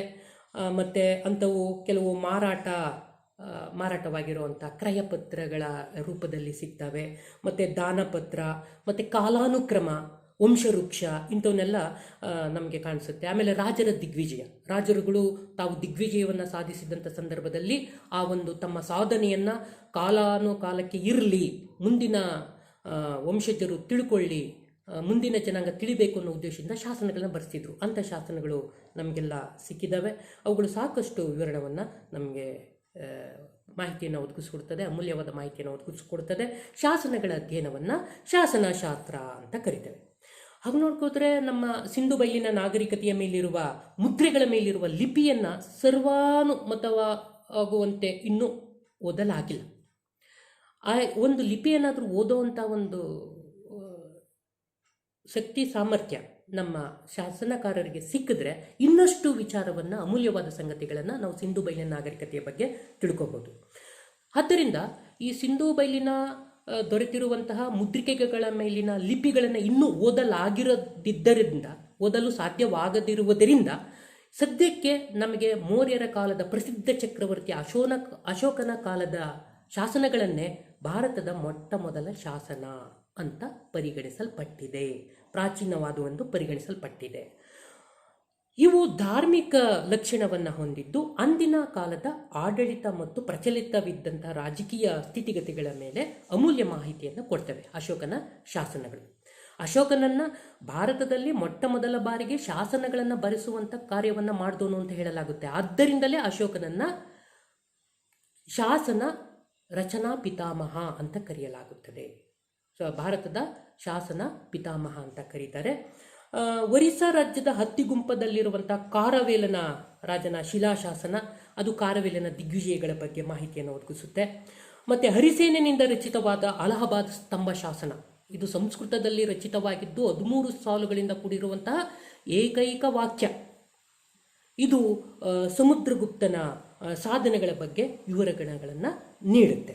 ಇನ್ನು ಐಹೊಳೆಯಲ್ಲಿ ರಚಿತವಾಗಿರುವಂತಹ ರವಿಕೀರ್ತಿಯಿಂದ ರಚಿಸಲ್ಪಟ್ಟಿರುವಂತಹ ಐಹೊಳೆ ಶಾಸನ ಬಾದಾಮಿ ಚಾಲುಕ್ಯರ ದೊರೆ ಇಮ್ಮಡಿ ಪುಲಿಕೇಶಿ ವರ್ಧನ ವಂಶದ ಉತ್ತರ ಪ್ರತೇಶ್ವರನೆಂಬ ಬಿರುದಿಗೆ ಪಾತ್ರನಾಗಿದ್ದಂತಹ ಹರ್ಷವರ್ಧನನ್ನು ಸೋಲಿಸಿದಂತಹ ಒಂದು ಸಂಗತಿಯನ್ನು ಈ ಶಾಸನ ತಿಳಿಸುತ್ತೆ. ಅದು ನರ್ಮದಾ ನದಿಯ ದಂಡೆಯ ಮೇಲೆ ದಕ್ಷಿಣ ಪತೇಶ್ವರ ಎಂಬ ಬಿರುದಿಗೆ ಪಾತ್ರನಾದಂತಹ ಇಮ್ಮಡಿ ಪುಲಿಕೇಶಿ ಮತ್ತು ಉತ್ತರ ಪತೇಶ್ವರನೆಂಬ ಬಿರುದಿಗೆ ಪಾತ್ರನಾಗಿದ್ದಂತಹ ಹರ್ಷವರ್ಧನ ಮಾಡಿದಂಥ ಕಾಳಗದ ಬಗ್ಗೆ ಈ ಒಂದು ಶಾಸನದಲ್ಲಿ ಪ್ರಸ್ತಾಪನೆ ಮಾಡಲಾಗಿದೆ. ಹೀಗೆ ಶಾಸನಗಳು ಸಹ ಭಾರತದ ಇತಿಹಾಸದ ರಚನೆಯಲ್ಲಿ ಪ್ರಮುಖ ಪಾತ್ರವನ್ನು ವಹಿಸಿದ್ದಾವೆ. ಹೀಗೆ ಪ್ರಾಕ್ತನ ಶಾಸ್ತ್ರಾಧಾರಗಳಾದಂತಹ ಉತ್ಖನನಗಳು, ಸ್ಮಾರಕಗಳು, ನಾಣ್ಯಗಳು, ವರ್ಣಚಿತ್ರಗಳು ಮತ್ತು ಶಾಸನಗಳು ಇತಿಹಾಸದ ರಚನೆಯಲ್ಲಿ ಪ್ರಮುಖ ಪಾತ್ರವನ್ನು ವಹಿಸಿದ್ದಾವೆ. ಮತ್ತೊಂದು ಪ್ರಮುಖ ಆಧಾರ ಅಂತಂದರೆ ಸಾಹಿತ್ಯಾಧಾರಗಳು ಬಹಳ ಪ್ರಾಚೀನ ಕಾಲದಲ್ಲಿ ಮರದ ತೊಗಟೆಯಲ್ಲಿ ಬರಿತಾ ಇದ್ರು, ತಾಳೆ ಎಲೆ ಮೇಲೆ ಬರಿತಾ ಇದ್ರು. ಕಾಲಾನಂತರ ಕಾಗದದ ಅನ್ವೇಷಣೆ ಆದ ಮೇಲೆ ಅದರ ಮೇಲೆ ಬರೆದಂಥ ಹಳೆಯ ಕಾಲದ ದಾಖಲೆಗಳು, ಗ್ರಂಥಗಳು ಇವೆಲ್ಲವನ್ನು ಒಟ್ಟಾಗಿ ಈ ಲಿಖಿತ ರೂಪದ ಆಧಾರಗಳನ್ನು ಸಾಹಿತ್ಯಾಧಾರಗಳೆಂದು ನಾವು ಕರಿತೇವೆ. ಈ ಸಾಹಿತ್ಯಾಧಾರಗಳನ್ನು ನಾವು 2 ಭಾಗ ಮಾಡ್ಕೋತೇವೆ ಅಧ್ಯಯನದ ದೃಷ್ಟಿಯಿಂದ. ಒಂದು ದೇಶಿ ಸಾಹಿತ್ಯಾಧಾರಗಳು, ಮತ್ತೊಂದು ವಿದೇಶಿ ಬರವಣಿಗೆಗಳು. ದೇಶಿ ಸಾಹಿತ್ಯ ಎಂದರೇನು? ಅಂದಿನ ರಾಜ ಮಹಾರಾಜರುಗಳ ಕಾಲಾವಧಿಯಲ್ಲಿ ರಾಜರ ಆಸ್ಥಾನದಲ್ಲಿ ಆಶ್ರಯ ಪಡೆದಿದ್ದ ವಿದ್ವಾಂಸರು ತಮ್ಮ ರಾಜರುಗಳ ಕಾಲದ ಬಗ್ಗೆ ಮಾಹಿತಿಯನ್ನು ಒದಗಿಸಿರ್ತಾರೆ. ಅದನ್ನು ದೇಶಿ ಸಾಹಿತ್ಯ ಅಂತ ಕರಿತೇವೆ. ಇಲ್ಲೇ ಹುಟ್ಟಿ ಬೆಳೆದು ಇಲ್ಲಿನ ಭಾಷೆಯಲ್ಲಿ ಬರೆದಿರುವಂಥ ಸಾಹಿತ್ಯ ದೇಶಿ ಸಾಹಿತ್ಯ. ಇವು ಸಹ ಭಾರತದ ಇತಿಹಾಸದ ರಚನೆಯಲ್ಲಿ ಪ್ರಮುಖ ಪಾತ್ರವನ್ನು ವಹಿಸ್ತವೆ. ಇವುದಲ್ಲಿ ಧಾರ್ಮಿಕ ಹಾಗೂ ಲೌಕಿಕ 2 ಸಾಹಿತ್ಯವನ್ನು ಒಳಗೊಂಡಿದೆ. ದೇಶಿ ಸಾಹಿತ್ಯ ಧಾರ್ಮಿಕ ಮತ್ತು ಲೌಕಿಕ. ಇವು ವಿವಿಧ ಭಾರತೀಯ ಭಾಷೆಗಳಲ್ಲಿ ಕಂಡು ಬರ್ತವೆ. ಇದು ಪ್ರಾದೇಶಿಕ ಭಾಷೆಗಳಲ್ಲೂ ನಾವು ನೋಡ್ಬೋದು ಮತ್ತು ಪ್ರಧಾನ ಭಾಷೆಯಲ್ಲೂ ಕೂಡ ನಾವು ನೋಡ್ಬೋದು. ಅದರಲ್ಲೂ ವಿವಿಧ ಧರ್ಮಗ್ರಂಥಗಳು ಅವು ಕೂಡ ಸಹಾಯ ಮಾಡ್ತವೆ. ಅದರಲ್ಲೂ ವೈದಿಕ ಋಷಿಗಳು ಬರೆದಂತಹ ಕೃತಿಗಳು, ವೈದಿಕ ಸಾಹಿತ್ಯ. ಆ ವೈದಿಕ ಸಾಹಿತ್ಯ ಅಂದರೆ ರಾಮಾಯಣ ಇರ್ಬೋದು, ಮಹಾಭಾರತ ಇರ್ಬೋದು, ಮತ್ತು ಅರಣ್ಯಕಗಳು, ಇಂಥವೆಲ್ಲ ದೇಶೀಯ ಸಾಹಿತ್ಯ ಅನಿಸ್ಕೊತವೆ. ಆಮೇಲೆ ಜೈನ ಬೌದ್ಧ ಸನ್ಯಾಸಿಗಳು ರಚಿಸಿದಂಥ ಧಾರ್ಮಿಕ ಸಾಹಿತ್ಯ, ಇದೆಲ್ಲ ಇತಿಹಾಸವನ್ನು ರಚಿಸುವಲ್ಲಿ ಪ್ರಮುಖ ಮೂಲಾಧಾರ ಆಗಿವೆ. ಇನ್ನು ಆರ್ಯರ ಕಾಲದ ಬಗ್ಗೆ ತಿಳ್ಕೊಳ್ಳೋದಕ್ಕೆ ವೈದಿಕ ಸಾಹಿತ್ಯ ನಮಗೆ ಸಹಾಯ ಮಾಡುತ್ತೆ. ಇನ್ನು ಹಲವಾರು ರಾಜ ಮಹಾರಾಜರುಗಳು ತಮ್ಮ ಸಾಧನೆಯ ಬಗ್ಗೆ, ದಿಗ್ವಿಜಯ ಬಗ್ಗೆ ತಮ್ಮ ಆಶ್ರಯ ಪಡೆದಿದ್ದಂಥ ವಿದ್ವಾಂಸರುಗಳಲ್ಲಿ ರಚನೆ ಮಾಡಿಸಿದ್ರು. ಅವು ಸಹ ಸಾಕಷ್ಟು ಮಾಹಿತಿಯನ್ನು, ಐತಿಹಾಸಿಕ ಮಾಹಿತಿಯನ್ನು ಒದಗಿಸ್ಕೊಡ್ತದೆ. ಇಂತಹ ಸಾಹಿತ್ಯವಲ್ಲದೆ, ಧಾರ್ಮಿಕ ಸಾಹಿತ್ಯವಲ್ಲದೆ ಜೀವನ ಚರಿತ್ರೆಗಳು ಸಿಕ್ಕಿದ್ದಾವೆ, ನಾಟಕಗಳು ಸಿಕ್ಕಿದ್ದಾವೆ. ಇತಿಹಾಸ, ರಾಜಕೀಯ, ವಿಜ್ಞಾನ, ಗಣಿತ, ಆಯುರ್ವೇದ, ಯೋಗ ಈ ಮುಂತಾದ ಲೌಕಿಕ ಸಾಹಿತ್ಯವನ್ನು ಭಾರತೀಯರು ರಚಿಸಿದ್ದಾರೆ. ಈ ಎಲ್ಲ ಸಾಹಿತ್ಯ ರಚನೆಗಳು ಭಾರತದ ಇತಿಹಾಸ ರಚನೆಯಲ್ಲಿ ಪ್ರಮುಖ ಪಾತ್ರವನ್ನು ವಹಿಸ್ತವೆ. ಇನ್ನು ಪ್ರಮುಖವಾಗಿ ಕೆಲವು ಕೃತಿಗಳನ್ನು ಹೆಸರಿಸೋದಾದರೆ ಅಶ್ವಘೋಷನ ಬುದ್ಧ ಚರಿತ ಇರ್ಬೋದು, ಬಾಣಭಟ್ಟನ ಹರ್ಷ ಚರಿತ ಇರ್ಬೋದು, ಚಾಂದ್ ಬರ್ದಾಯಿಯು ಬರೆದಿರುವಂಥ ಪೃಥ್ವಿರಾಜ ರಾಸೋ ಇರ್ಬೋದು, ಬಿಲ್ಲಣನು, ಕಾಶ್ಮೀರದ ಕವಿ ಬಿಲ್ಲಣ 6ನೇ ವಿಕ್ರಮಾದಿತ್ಯನ ಆಸ್ಥಾನದಲ್ಲಿದ್ದ, ಕಲ್ಯಾಣಿ ಚಾಲುಕ್ಯರ 6ನೇ ವಿಕ್ರಮಾದಿತ್ಯನ ಆಸ್ಥಾನದಲ್ಲಿದ್ದಂಥ ಬಿಲ್ಲಣ ಬರೆದಂತಹ ವಿಕ್ರಮಾಂಕ ದೇವಚರಿತೆ, ಕಲ್ಲಣನ ರಾಜತರಂಗಿಣಿ, ಕಾಳಿದಾಸನ ರಘುವಂಶ ಮತ್ತು ಮಾಳವಿಕಾಗ್ನಿಮಿತ್ರ, ವಿಶಾಖದತ್ತನ ಮುದ್ರ ರಾಕ್ಷಸ, ಕೌಟಿಲ್ಯನ ಅರ್ಥಶಾಸ್ತ್ರ, ಪಾಣಿನಿಯ ಮಹಾಭಾಷ್ಯ, ಪತಾಂಜಲಿಯ ಅಷ್ಟಾಂಗ ಯೋಗ ಇವೆಲ್ಲವೂ ಭಾರತದ ಪ್ರಾಚೀನ ಇತಿಹಾಸದ ಮೇಲೆ ಬೆಳಕು ಚೆಲ್ಲುವಂತಹ ಅಮೂಲ್ಯ ಕೃತಿರತ್ನಗಳಾಗಿದ್ದಾವೆ.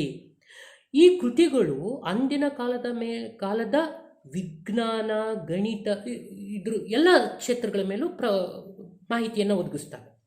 ಅದರಲ್ಲೂ ವಿಜ್ಞಾನ ಮತ್ತು ಗಣಿತದ ಕೃತಿಗಳಾದಂಥ ಆರ್ಯಭಟ್ಟನ ಸೂರ್ಯ ಸಿದ್ಧಾಂತ ಮತ್ತು ರೋಮಕ ಸಿದ್ಧಾಂತ ಮತ್ತು ಚರಕನ ಚರಕ ಸಂಹಿತೆ, ಸುಶ್ರುತ ಸಂಹಿತೆ ಎಲ್ಲ ಮುಂತಾದ ಪ್ರಮುಖ ಕೃತಿಗಳು ಕೂಡ ಗತಕಾಲದ ಪುನರ್ರಚನೆಗೆ, ಭಾರತದ ಗತಕಾಲದ ಪುನರ್ರಚನೆಗೆ ಸಹಾಯವಾದಂತಹ ಸಾಹಿತ್ಯಾಧಾರಗಳಾಗಿವೆ.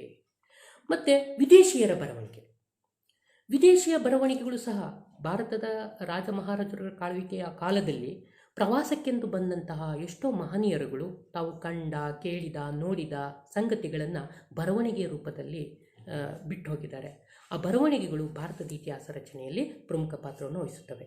ಭಾರತದ ಫಲವತ್ತಾದ ಭೂಮಿ ಹೊಂದಿತ್ತು, ಅದು ಸಂಪದ್ಭರಿತವಾದ ದೇಶವಾಗಿತ್ತು, ಬೌದ್ಧಿಕ ಮತ್ತು ತತ್ವಜ್ಞಾನದ ಅಂಶಗಳು ಅಲ್ಲಿದ್ದವು ಅಂತ ಅನೇಕ ವಿದೇಶಿ ವ್ಯಾಪಾರಿಗಳು, ಪ್ರವಾಸಿಗರು ತಮ್ಮ ಕಥನಗಳಲ್ಲಿ, ತಮ್ಮ ಇದರಲ್ಲಿ ಕೃತಿಗಳಲ್ಲಿ ಬರೆದಿದ್ದಾರೆ.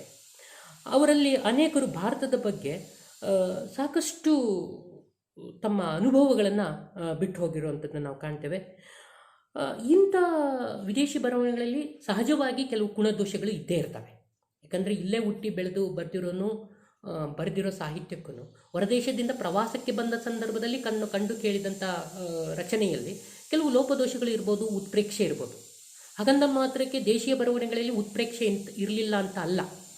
ಅನ್ನ ಹಾಕಿದ ದಣಿ ಅಂದ್ಬಿಟ್ಟು ರಾಜನ ಆಶ್ರಯದಲ್ಲಿರುವಂತಹ ಕೆಲವು ವಿದ್ವಾಂಸರುಗಳು ತಮ್ಮ ರಾಜನ ಬಗ್ಗೆ ಉತ್ಪ್ರೇಕ್ಷೆಯಾಗಿ ಹಾಡಿ ಹೋಗಲಿ ಬರೆದಿರಬಹುದು. ಅದರಲ್ಲೂ ನಾವು ಸಾಹಿತ್ಯಾಂಶಗಳನ್ನು ಅಂಥ ಒಂದು ಸಾಹಿತ್ಯ ಕೃತಿಯಲ್ಲಿ ಐತಿಹಾಸಿಕ ಅಂಶಗಳನ್ನು ಆರಿಸ್ಕೋವಾಗ ತುಂಬ ಹುಷಾರಾಗಿ ಇರಬೇಕಾಗುತ್ತೆ ಮತ್ತು ದೂರದೃಷ್ಟಿಯಿಂದ ಯೋಚನೆ ಮಾಡಬೇಕಾಗುತ್ತೆ.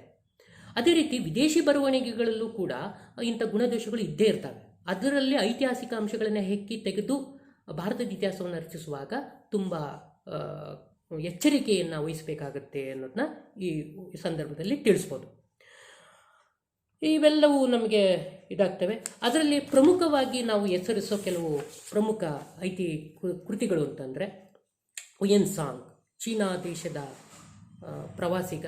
ಅವನು ಭಾರತದಲ್ಲಿ ಹುಟ್ಟಿ ಬೆಳೆದ ಬೌದ್ಧ ಧರ್ಮದ ಬಗ್ಗೆ ತಿಳ್ಕೊಳ್ಳೋದಕ್ಕೆ ಅಂದ್ಬಿಟ್ಟು ಪ್ರವಾಸ ಮಾಡೋದಕ್ಕೆ ಅಂತ ಬರ್ತಾನೆ. ಆ ಹುಯೆನ್ ಸಾಂಗನು ಬರೆದಿರುವಂಥ ಕೃತಿಯನ್ನು ನಾವು ಭಾರತದ ಇತಿಹಾಸದ ರಚನೆಯಲ್ಲಿ ಒಂದು ಸಾಹಿತ್ಯಾಧಾರ ಅಂತ ಪರಿಗಣಿಸ್ಬೋದು. ಅದಷ್ಟೇ ಅಲ್ಲದೆ ಗ್ರೀಕ್ ರಾಯಭಾರಿಯಾಗಿ ಭಾರತಕ್ಕೆ ಆಗಮಿಸಿದ್ದಂಥ ಮೌರ್ಯರ ಕಾಲದ ಚಂದ್ರಗುಪ್ತನ ಮೌರ್ಯನ ಆಸ್ಥಾನಕ್ಕೆ ಭೇಟಿ ಕೊಟ್ಟಿದ್ದಂಥ ಗ್ರೀಕ್ ರಾಯಭಾರಿ ಮೆಗಸ್ತಾನಿಸನು ಬರೆದಿರುವಂಥ ಇಂಡಿಕಾ ಕೃತಿ, ಅದು ಕೂಡ ಮೌರ್ಯರ ಕಾಲದ ಬಗ್ಗೆ ಮಾಹಿತಿಯನ್ನು ಒದಗಿಸ್ಕೊಡುತ್ತದೆ. ಇಂಡಿಕಾ ಕೃತಿ ನಮಗೆ ಸಂಪೂರ್ಣವಾಗಿ ದೊರೆತಿಲ್ಲ. ಆನಂತರದ ದಿನಗಳಲ್ಲಿ ಬೇರೆ ಬೇರೆ ಲೇಖಕರು ಬರೆದಿರುವಂಥ ಕೃತಿಗಳಲ್ಲಿ ಆ ಇಂಡಿಕಾ ಕೃತಿಯಲ್ಲಿ ಬರುವಂಥ ಕೆಲವು ಉದ್ಧರಣೆಗಳನ್ನು ಅಲ್ಲಿ ಉಲ್ಲೇಖಿಸಿದ್ದಾರೆ. ಅದನ್ನು ಒಟ್ಟುಗೂಡಿಸಿ ಒಂದು ಇಂಡಿಕಾ ಅಂತ ಮಾಡಿದ್ದಾರೆ, ಅದು ನಮ್ಗೆ ಸಿಕ್ಕಿದೆ. ಆದರೆ ಮೂಲ ಪ್ರತಿ ನಮಗೆ ಸಿಕ್ಕಿಲ್ಲ. ಮೆಗಸ್ತಾನಿಸನ ಇಂಡಿಕಾ ಅನ್ನೋ ಮೂಲ ಪ್ರತಿ ಸಿಕ್ಕಿಲ್ಲ. ಒಂದು ವೇಳೆ ಅದು ಸಿಕ್ಕಿದ್ರೆ ಇನ್ನೂ ಹೆಚ್ಚಿನ ಬೆಳಕು ನಮ್ಮ ಭಾರತ ಇತಿಹಾಸದ ಮೇಲೆ ಸಿಕ್ತಂಗಾಗುತ್ತೆ. ಇನ್ನು ಇನ್ನೊಬ್ಬ ಗ್ರೀಕ್ ಇತಿಹಾಸಕಾರ ಅಂತಂದರೆ ಟಾಲಮಿ. ಆತ ಜಿಯೋಗ್ರಫಿ ಅನ್ನೋ ಗ್ರಂಥದಲ್ಲಿ ಆತ ಯಾವುದದು the Periplus of the Erythraean Sea ಅನ್ನೋ ಒಂದು ಕೃತಿಯನ್ನು ಬರೆದಿದ್ದಾನೆ. ಅದು ಅನಾಮಧೇಯ. ಜಿಯೋಗ್ರಫಿ ಅನ್ನೋ ಒಂದು ಗ್ರಂಥ ಬರೆದಿದ್ದು ಟಾಲಮಿ. ಆತ ಪ್ರಾಚೀನ ಭಾರತದ ವಾಣಿಜ್ಯ ಸಂಬಂಧಗಳ ಬಗ್ಗೆ ವಿವರವನ್ನು ಕೊಡ್ತಾನೆ. ಈ ದ ಪೆರಿಪ್ಲಿಸ್ ಆಫ್ ಎರಿತ್ರಿಯನ್ ಸಿ ಅನ್ನೋ ಕೃತಿಯ ಲೇಖಕ ಯಾರು ಅಂತ ಸರಿಯಾಗಿ ನಮಗಿನ್ನೂ ಸಿಕ್ಕಿಲ್ಲ. ಅದರಿಂದ ಅನಾಮಿಕ ಗ್ರೀಕ್ ಲೇಖಕ ಅಂತ ನಾವು ಅಂದ್ಕೋಬೇಕು. ಅವನು ಬರೆದಿರುವಂಥ ದ ಪೆರಿಪ್ಲಿಸ್ ಆಫ್ ಎರಿತ್ರಿಯನ್ ಸಿ ಅನ್ನೋ ಗ್ರಂಥ ಭಾರತದ ಕಡಲ ತೀರದ ನಗರಗಳ ಬಗ್ಗೆ, ರಾಜರುಗಳು ಮತ್ತು ಅಂದಿನ ಕಾಲದ ಉತ್ಪಾದನೆಗಳ ಬಗ್ಗೆ ಅವನು ಉಲ್ಲೇಖವನ್ನು ಮಾಡಿದ್ದಾನೆ ತನ್ನ ಗ್ರಂಥದಲ್ಲಿ. ಮತ್ತೊಬ್ಬ ರೋಮ್ ಇತಿಹಾಸಕಾರ ಪ್ಲೀನಿಯನ್ನನು ನ್ಯಾಚುರಲ್ ಹಿಸ್ಟೋರಿಯಾ ಅನ್ನೋ ಒಂದು ಗ್ರಂಥವನ್ನು ಬರೆದಿದ್ದಾನೆ. ಆ ಗ್ರಂಥದಲ್ಲಿ ಭಾರತ ರೋಮ್ಗಳ ಸಂಬಂಧ ಹೇಗಿತ್ತು, ಅಂದಿನ ಭಾರತದ ರಾಜಕೀಯ ಸ್ಥಿತಿ ಹೇಗಿತ್ತು ಅನ್ನೋದ್ರ ಬಗ್ಗೆ ತನ್ನ ಗ್ರಂಥದಲ್ಲಿ ಉಲ್ಲೇಖ ಮಾಡಿದ್ದಾನೆ. ಇನ್ನು ಚೀನಾದ ಯಾತ್ರಿಕರಾದಂಥ ಪಾಹಿಯಾನ್, ಹುಯೆನ್ ಸಾಂಗ್, ಇತ್ಸಿಂಗ್ ಇವರು ಬಹಳಷ್ಟು ಉಪಯುಕ್ತ ಮಾಹಿತಿಗಳನ್ನು ಒದಗಿಸ್ಕೊಟ್ಟಿದ್ದಾರೆ. ಮತ್ತು 5ನೇ ಶತಮಾನದ ಆರಂಭದಲ್ಲಿ ಭೇಟಿ ಕೊಟ್ಟಿದ್ದಂಥ ಈ ಪಾಹಿಯನ್ನು ಭಾರತದ ಅನೇಕ ನಗರಗಳ ಬಗ್ಗೆ, ಅಶೋಕನ ಅರಮನೆಗಳ ಬಗ್ಗೆ ಕಣ್ಣಿಗೆ ಕಟ್ಟುವಂಥ ವಿವರಣೆಯನ್ನು ಕೊಟ್ಟಿದ್ದಾನೆ. ಮತ್ತು ಈತ ಗುಪ್ತರ ಆಡಳಿತದ ಬಗ್ಗೆನೂ ವಿವರಣೆಯನ್ನು ನೀಡಿದ್ದಾನೆ. ಹೀಗೆ ಸಾಕಷ್ಟು ವಿದೇಶಿ ಬರಹಗಾರರು ತಮ್ಮ ಬರಹಗಳ ಮೂಲಕ ಭಾರತದ ಇತಿಹಾಸದ ಮೇಲೆ ಬೆಳಕನ್ನು ಚೆಲ್ಲಿದ್ದಾರೆ. ಇನ್ನು ಮುಸ್ಲಿಂ ಇತಿಹಾಸಕಾರರ ಬಗ್ಗೆ ಹೇಳೋದಾದರೆ ಅವರು ಸಹ ಅಮೂಲ್ಯ ಮಾಹಿತಿಯನ್ನು ಕೊಟ್ಟಿದ್ದಾರೆ.